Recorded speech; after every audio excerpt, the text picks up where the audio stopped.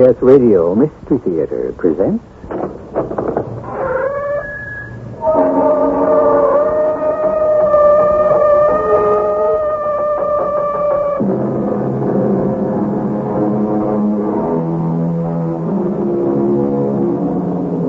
Come in. Welcome. I'm E.G. Marshall. Nobody dies. At least, not completely. And, generally speaking, not for a very long time. Not for as long as he or she is remembered by family, by friends, or by lovers. Or, I must admit, in all honesty, by enemies. Memories of actions, good or bad, words, kind or unkind, physical features, pleasant or unpleasant, linger on, scattered about in the minds of those left behind. Put them together, and you have a ghost. Hector, my friend, why are you not dancing? I'm waiting for someone. A lady, of course. A lady to join you in the minuet? No, I'm waiting for Andre. Well, surely you're not going to perform the minuet with your cousin. No. I'm going to kill him.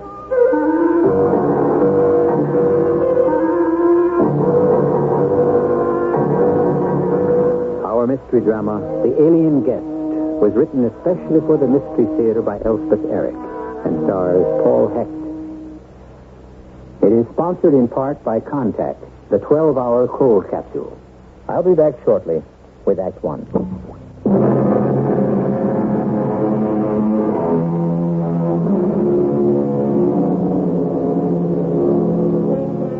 We think we keep alive those we have known by remembering them. But this sort of thing can be carried too far.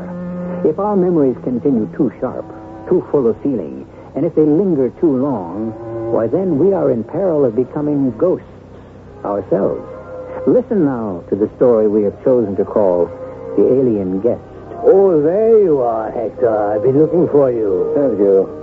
They're performing a minuet in the ballroom. Are they indeed? So, what are you doing sulking by yourself in the foyer? I'm waiting for someone, Maurice. Oh, of course, a lady. A lady to join you in the minuet. No, I'm waiting for Andre. Surely you're not going to dance the minuet with your cousin. Hardly. Well, then, why in the name of heaven would you... Oh, there he is. And with that, I left just like that. You sweetheart. Well, they're seen together all the time, didn't you know? Hector. Hector, what in the world are you... Scoundrel! Villain! Hector, Blackguard! my dear cousin. Take back! You know what this calls for, cousin Hector? Yes, of course I know. Where? Across the river, behind the church of Saint-Germain-des-Prés. At dawn? At dawn. Come, my dear. Till the morning breaks, Hector. Till then, cousin. Hector, had I known what you meant to do... I had to do it. Did you have to strike him so hard? Yes. As he passed by me on his way back to the ballroom, I could see the angry red mark of your hand. He deserved it. It will be a while before the marks of your fingers fade. I devoutly hope so. Do you think I care one single sou if his pretty, pale face with a delicate white skin shows the imprint of my 4 fingers? I hope he carries the mark for all of his life. I hope he bears it when they lower him into his grave. Speaking of which, dear friend, I shall accompany you, of course, to the wasteland behind Saint-Germain-des-Prés. If you like. I insist. You'll fetch me then, say, a quarter of an hour before the daybreak? You may count on it. Is that you, Maurice? Who else will be knocking on your door at this hour? Well, come in then. What? You're not dressed? 5 minutes more, make yourself comfortable. Thank you. I hope you do not live to regret this quarrel. Of course, I hope you live. I shall live, have no fear of that. To fight a duel with your own cousin, one so close. And I might add, one so adored by all of Paris. By all the women of Paris, you mean? Yes, there's that. If he had not come in last night with her... But do you really love her? She was mine. She said she loved me. She said she belonged to me. Of course, she's very pretty. Oh, she's beautiful. She belonged to me. Why could he not have chosen another? I suppose because he fancied this one. Really, you should place the blame squarely upon the shoulders of this viper you elected to love. He knew I never had a chance to keep her for myself once he laid siege to her. He, a favorite of fortune. I, a rough soldier who had done nothing but serve my country. A mannerless boor. Oh, no. He with his riches, his elegant chateau. Ah, yes. The Chateau Puy-Verblanc. Lovely place. And not too far from Paris, either. And not that I've ever been a guest there. I with my soldier's pay and very little else. He knew. He must have known from the start that he would be the winner, I the loser. The way of the world, dear fellow. Why must it be the way of the world each time? I don't know. Because it is, I guess. That's no answer. Yes, I know. But so early in the morning, what can you expect of me? Well, are you nearly ready? Yes, as soon as I buckle on my sword. Oh, may I help? No, I can do it very well myself, thank you. Yes, of course you can. You've done it so many times, haven't you? Many times. For the wars, for the battles you fought. A soldier's life, Maurice. Thank heaven it's not mine. I'm not cut out for it. Well, some are, some aren't. I don't think André de Brissac is suited to that sort of life either. More suited to the boudoir, I should think. Shouldn't you? I've done thinking about him. Well, shall we go? Yes. Oh, dear. I hope this is a genteel sort of duel. Not too much blood. Come on. And no one killed.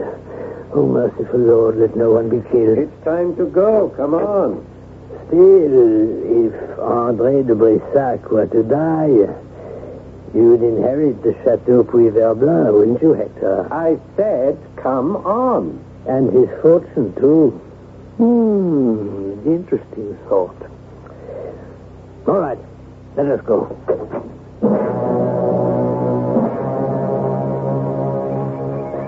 About the chateau, Maurice. Ah, yes, the lovely Chateau Puy-Verblanc.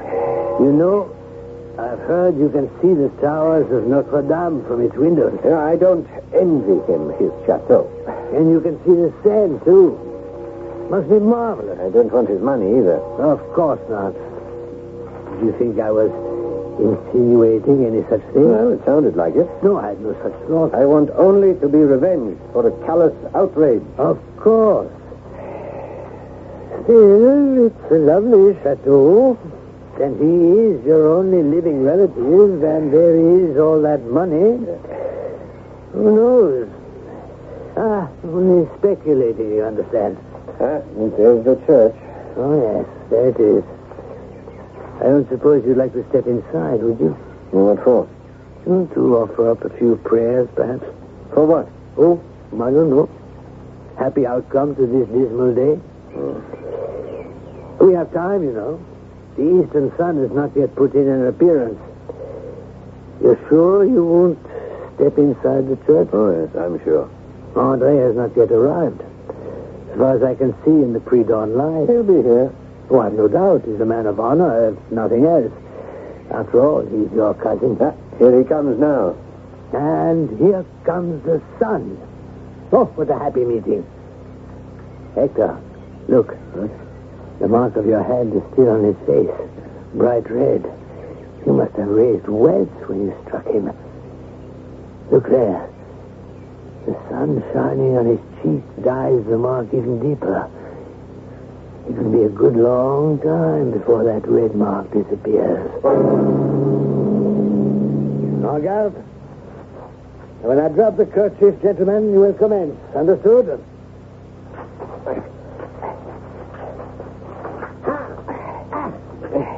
There! Yeah. That was a touch, cousin. A touch! And another! And another! I am wounded. Get up. Get up and fight. I cannot. I cannot rise. Maurice, summon the doctor. It's bad. Very bad. All right, Maurice has gone for the doctor. Listen to me, Hector de Brissac. I am not One who believes that a man has done with earth because his eyes glaze and his jaws stiffen. They will bury me in the old vault at Prix Verdun, and you will be master of the chateau. Andre, I never meant to. But you and I have not finished our affair yet, my cousin. I will be with you when you least look to see me. I will come to you when your life seems brightest. Oh, Andre. I will come between you and all you hold fairest and dearest. My ghostly hand shall drop a poison in your cup of joy. My shadowy form shall shut the sunlight from your life. Men with such iron will as mine can do what they please. Hector de Boissac, it is my will to haunt you when I am dead. Andre, please forgive me. Andre, speak to me. Tell me that... Hector, the doctor is coming. He will be here any moment. It's too late, Maurice. Too late? Even for a priest. Oh, sweet Mother of God. Is he really dead? I killed him. In my madness. In the frenzy of my madness, I went for the heart and I killed him. He died right away? No, not right away. As he lay on the ground, he beckoned to me, and I knelt at his side. As you see me now, he had things he wanted to say to me. What sort of thing? Life was flowing out of him as he spoke. But valiant man that he was, he fought off death till he had said them all. Then his head fell back, and he died. Revenge is a kind of wild justice. Those words were written by a wise Englishman about 300 years ago. His name was Francis Bacon. 3 centuries later, the words seem to have more meaning than ever. Man's nature seeming to have changed too little. Perhaps in its depths, not at all. I'll be back shortly with Act 2. Brothers.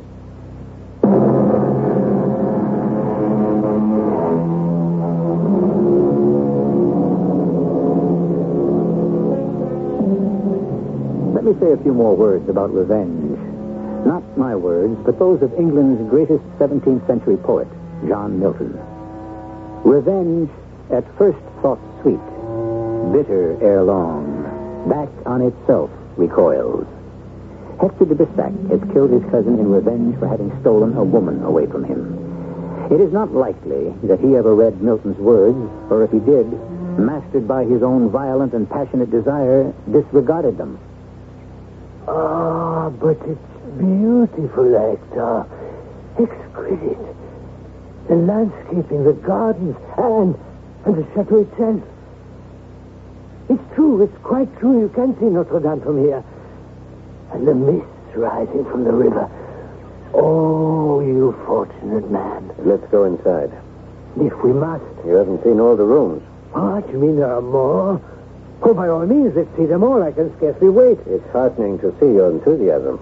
But, my dear Hector, where is your enthusiasm? I would have thought it would be even greater than mine. After all, this is all yours. It belongs to you.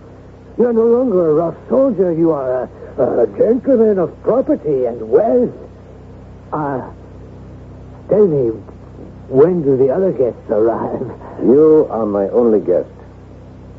Surely you jest. My first Oh, that's all very flattering. and my last.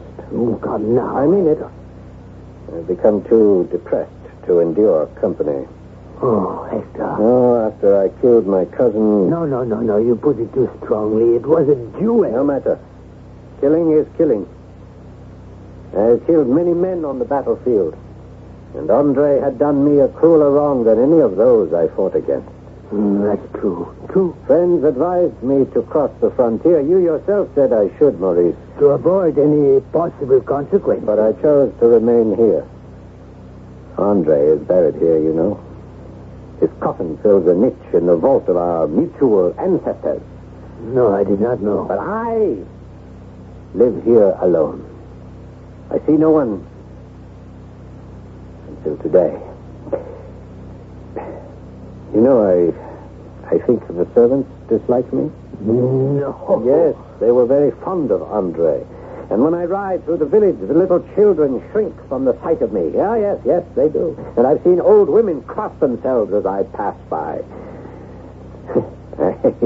I've heard they think I've sold my soul to the devil. Well, that's the way the peasants are. They're superstitious. Well, I can't blame them entirely.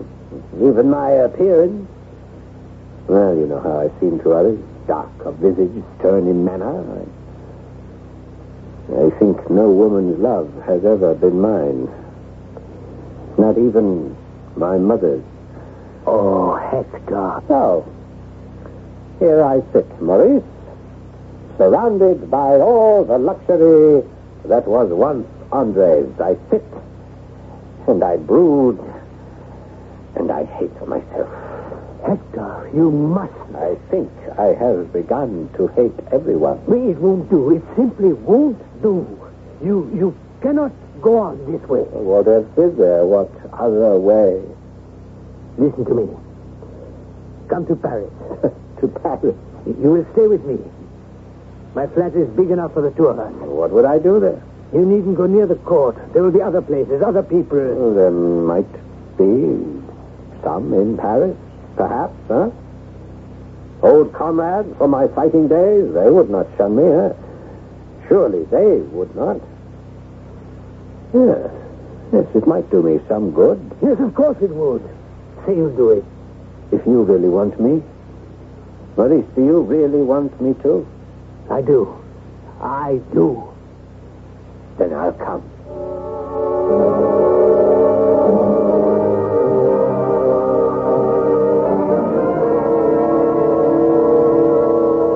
Good morning, Hector. Good morning, Maurice. Did you sleep well? Reasonably, and you? Very well indeed. I thought I heard you come in. I didn't waken you, I hope? No matter. It was rather late, wasn't it? 2, 3 o'clock? Yes, something like that. Paris has gone to your head, I'm beginning to think. Well, if it has, it's done nothing but good. Yes, I can sense that. I can even see it. Hector, you are starting to look, well, almost handsome. Oh, no, you go too far. You were most generous, Maurice, and I thank you from the bottom of my heart. I am in your debt for always. Believe me, good friend. Well, now, what are your plans for today? Maurice, you never knew any of my old comrades at arms, did you? No, I never did. Well, I met one of them on the boulevard a while back. Little cross-grained old captain of dragoons whose merits have been neglected, whose achievements have been ignored. Well, I went to see him the very next day in his shabby lodgings where he sulks like a rat in a hole, very much as I sulked in the luxury of the chateau. But is that all you have been doing these past weeks? Visiting an old soldier in his dreary lodgings, sharing his dreary life? Not altogether dreary, Maurice. No? What can possibly brighten it? The sweetest, the dearest bit of sunshine in the world, Maurice. He has a wife? He has a daughter. A daughter? Is it not strange, Maurice? The richest blessings of our lives are so often those which cost us the least. I wasted years of my life in the worship of a wicked woman who jilted me and cheated me. But the adorable daughter of my comrade...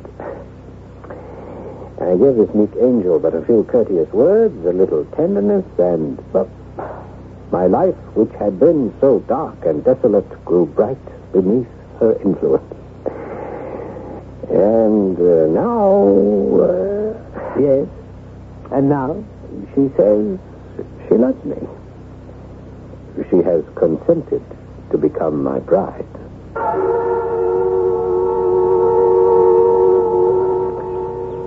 And the gardener will espalier some pear trees against that wall, Maurice.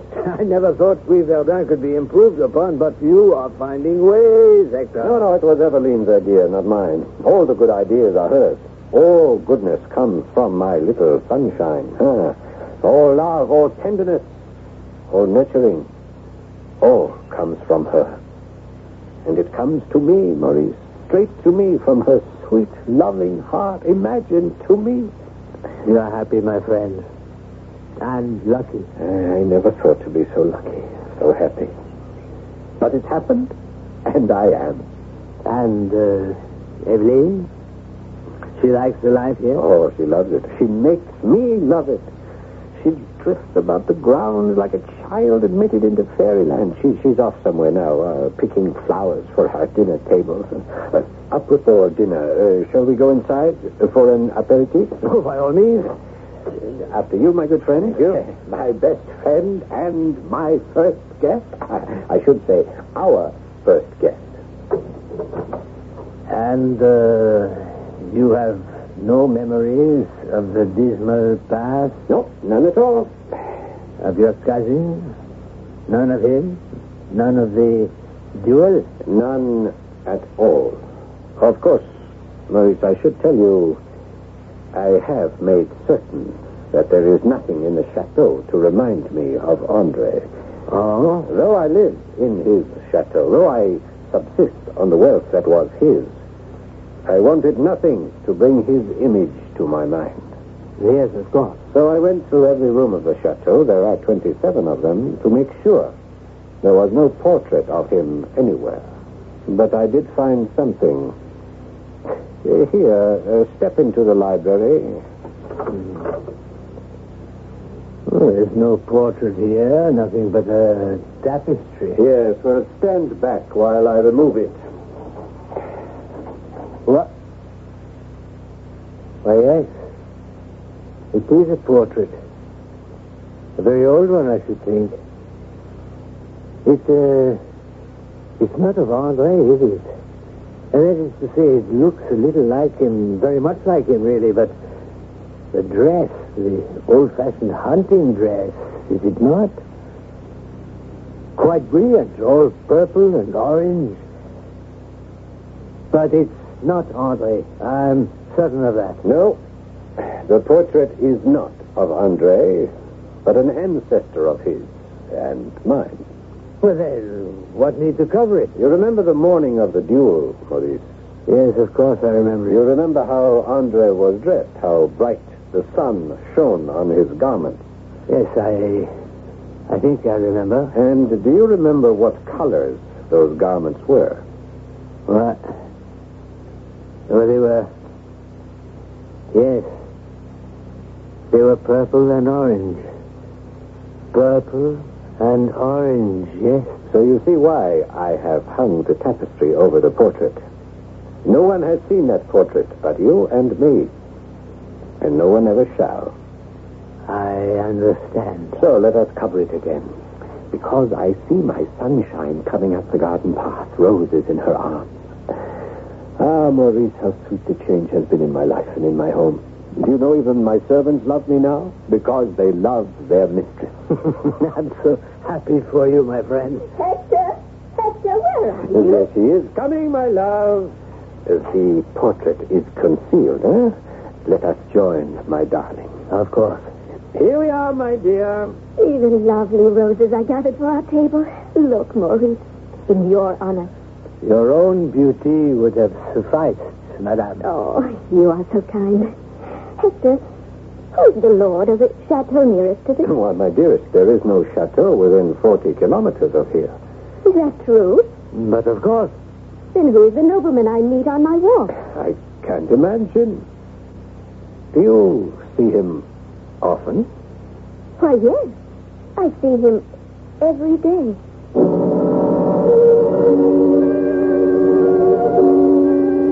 As the halcyon day come to an end, a dark cloud passed over the bright sun. As the face of evil peered through the window, Does threatening thunder roar from the skies? Do the chill winds start to blow? In other words, dear and gentle listeners, is the honeymoon over? I'll be back shortly with Act 3. I like pickles, but they don't like me. And it's only some dry gel. I like pizza, but it doesn't like me. And it's only some dry gel. Digel's special combination of antacid and anti-gas ingredients gives you fast, gentle relief from acid indigestion, heartburn, and gas in just minutes. I like hot dogs, but they don't like me. And it's only some dry gel. For occasional use, only as directed. Take your contact, take it now. Give your code to contact. I'm going to change your mind about nighttime cold medicine. You see, of all major medicines, only one wakes up to 12 hours against the cloggy virus symptoms that keep you awake. Only Contact. One capsule's release stays with you all through a long night's sleep, no matter what cold virus attacks. Only Contact. Give your code to contact. Take only as directed. You need long-distance information. Get the tape that measures long distances. The Master Mechanic 100-foot tape from True Value Hardware stores. The 3/8 inch wide, epoxy-coated wide tape is graduated in feet, inches, and length. And it comes in a rugged steel case for just $10.95. Or for shorter measuring jobs, choose the 3/4 inch, 12-foot power return tape for just $5.25 at True Value Hardware stores. It features a positive toggle blade lock, epoxy-coated yellow blade, and durable chrome cyclonic case. All Master Mechanic tools and accessories are backed by a lifetime customer satisfaction policy, ensuring good performance or a free immediate replacement. And they're sold only at participating True Value Hardware stores and home centers. There's one near you, True Value Hardware. True Value Hardware is more than just a name. It's a way of doing business that means True Value.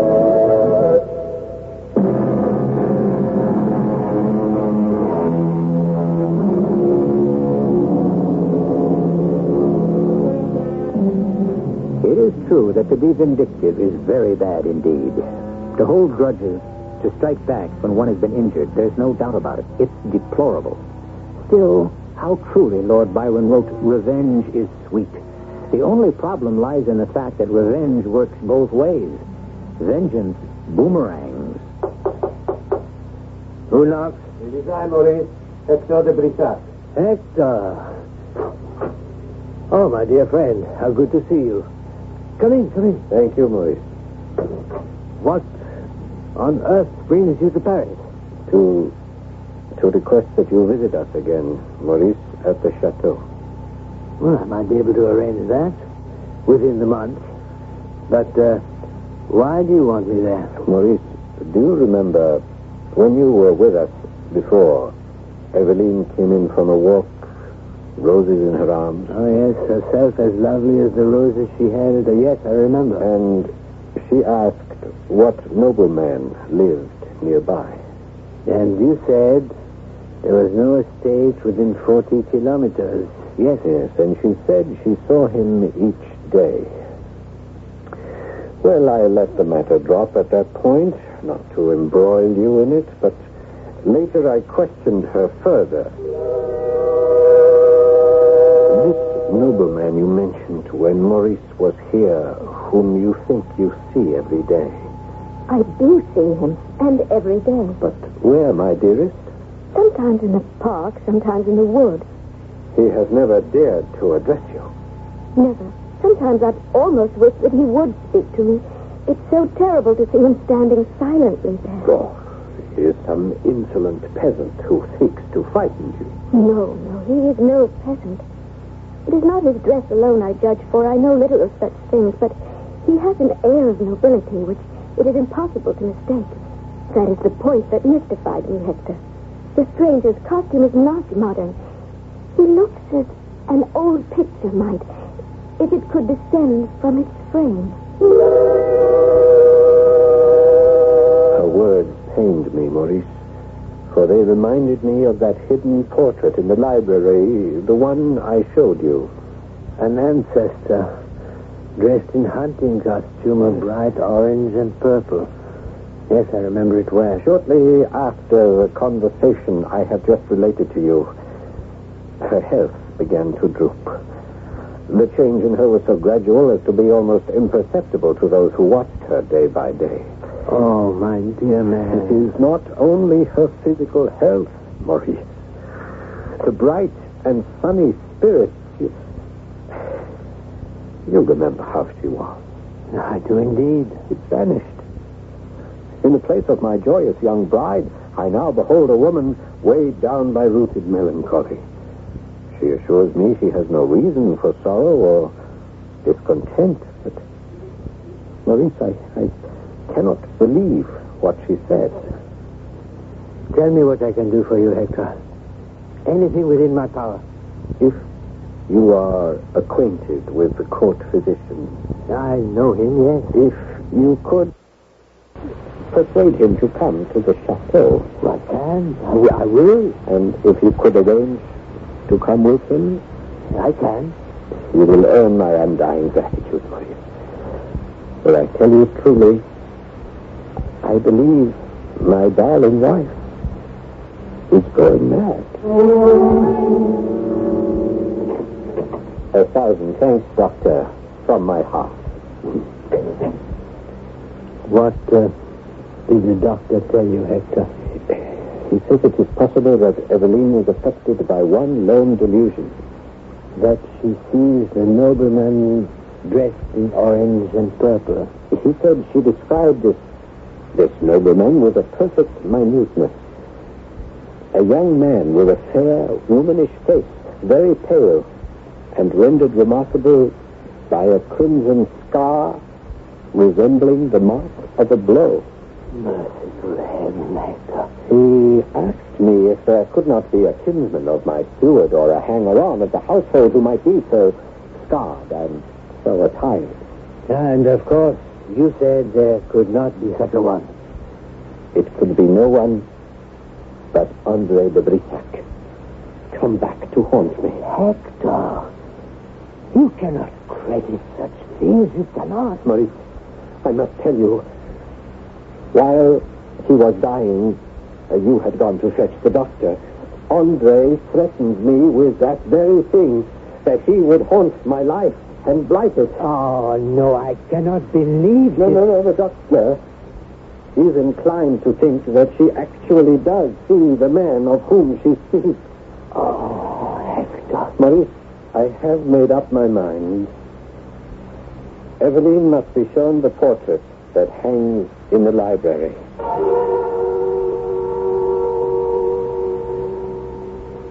Are you feeling well enough, my sweetheart, to undertake this small adventure? To our own library, Hector. There is something here I want you to see. But I have seen everything before. Not quite, my beloved.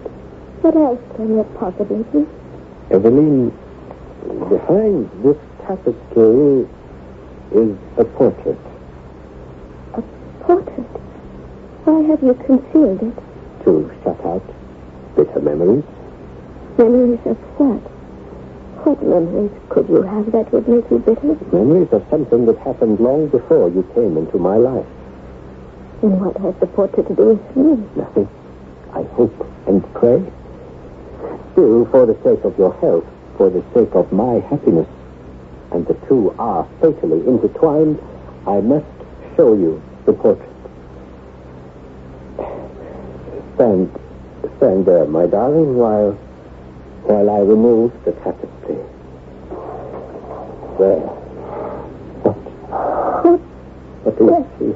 Dear Heavenly Father. You are trembling, you are shaking like a leaf. Let me put my arms about you. Let me hold you. No. Let me look. Oh, Hector, this is witchcraft. There's in the portrait the color, the orange and the purple. Those are the colors he wears. That's the man I meet on my walk. But the face. The face. Yes, the face. What of the face? The face is not his. Tell me, if you can, describe to me the face of the stranger. Is it one at all familiar to you? No. It is not a face I have ever seen before. A young face. Pale. Quite pale. His skin skin is white and very delicate. I see it distinctly in my mind at this very instant. How white it is, how delicate. Because across one cheek is a red star. A bright red star. The mark of all fingers of her hand. You were good to visit us again, Maurice. Your request was so urgent, Hector, I could not deny it. After that confrontation in the library, when I showed Eveline the portrait, you know, I asked her to describe the man of her delusion, and she described to the last detail the face of my cousin, line for line. And most vividly of all, she described the cruel mark upon his face, the mark of a fierce blow from an open hand. Maurice, I knew then that André de Brissac had fulfilled his vow. In vain I watched her, in vain I tried to soothe her, till at last... Yes, Hector. Tell me, my friend. She said to me, I remember her very words because they struck a chill to my heart, from which I shall never recover, never. What did she say? She said, he will not let me be at peace. He comes between us, Hector.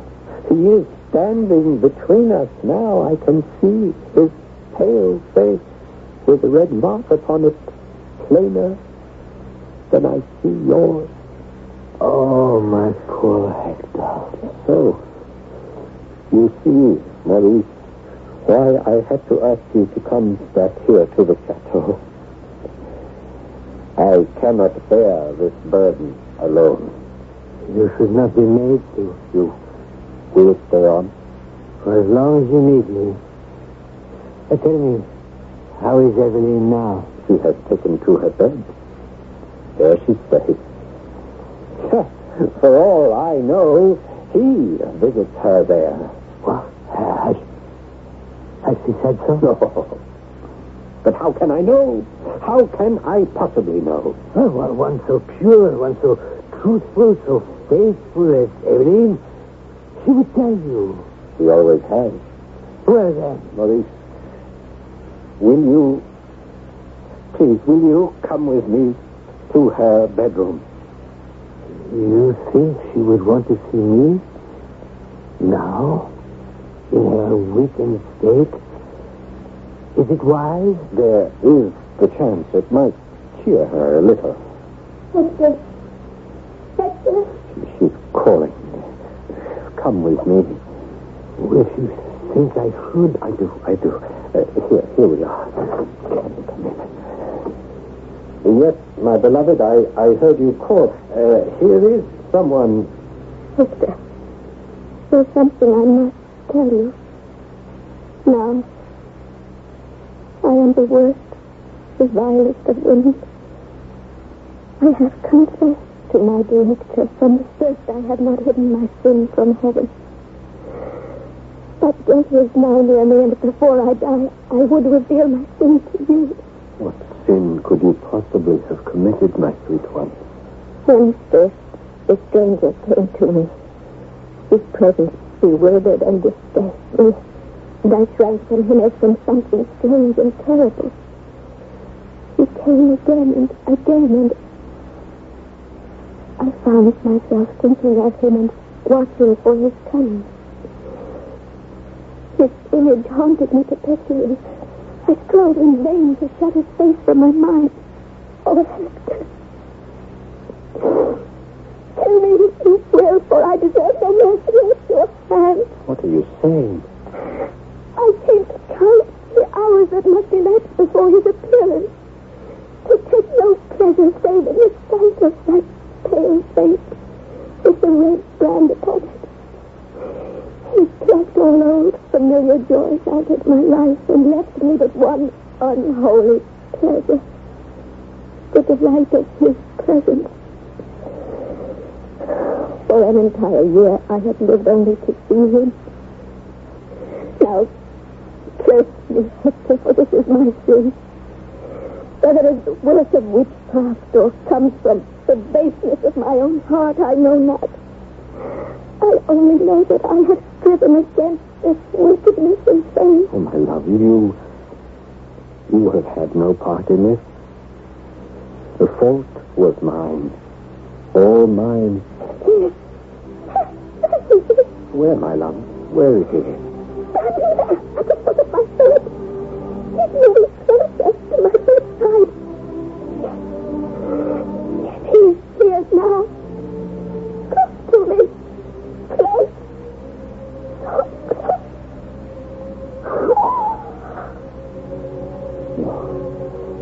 Oh, no. No. She is dead, Hector. You have lost her, poor man. But did you see? Did you see? She held out her arms at the last to him. Not to me. To him. Do you believe a ghost can exercise such power? Appear to one who has never known him in life, and through that unfamiliar person take vengeance upon another? Do you believe in ghosts at all? My own attitude is best summed up by a certain Madame du Dupont, who lived a long, long time ago. She said, "I do not believe in ghosts, but I am afraid of them." I'll be back shortly. How good a boxer is former Dallas Cowboy defensive end Ed T-Tall Jones. Be sure and be with us Saturday when the CBS TV Sports Spectacular features live coverage of the boxing debut of 6'9" Ed T-Tall Jones. Then from brawn to beauty in the first installment of the Battle of the NFL Cheerleaders. Plus, the High Rollers meeting in the World Series of Poker from Las Vegas. You'll say you saw it on CBS TV Sports. Laxatives work in different ways. That's why you should know about X-Lax pills. Overnight, X-Lax pills gently stimulate your system's own natural rhythm. Your own natural rhythm. And that makes all the difference.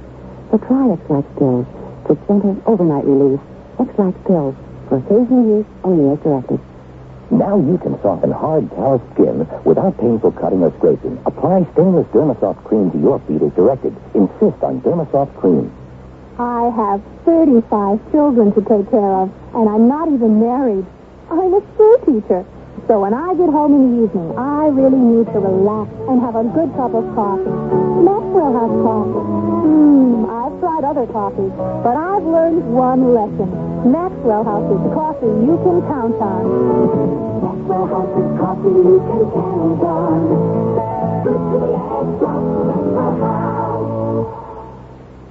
When you see her, you walk on by. You don't know him, you won't even try. I'm Della Reese. People with epilepsy are sometimes misunderstood, but epilepsy can happen to anyone. Get the facts. Contact your local chapter of the Epilepsy Foundation of America or write Epilepsy, Washington 20036. They don't want you to hold their hand. They just need you to understand.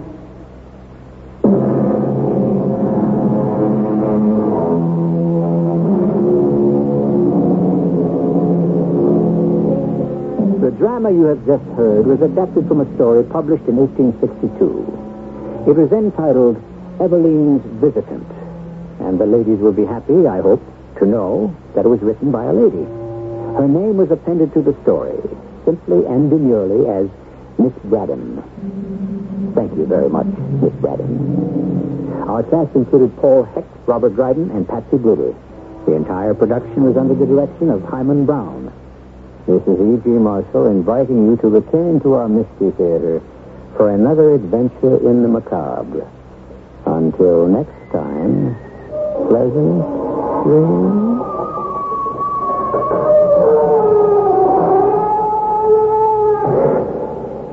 Polk Brothers' famous warehouse sale is now the all-store warehouse sale. You've been listening to the OTR Gold Network. Find more classic radio at otrgold.com.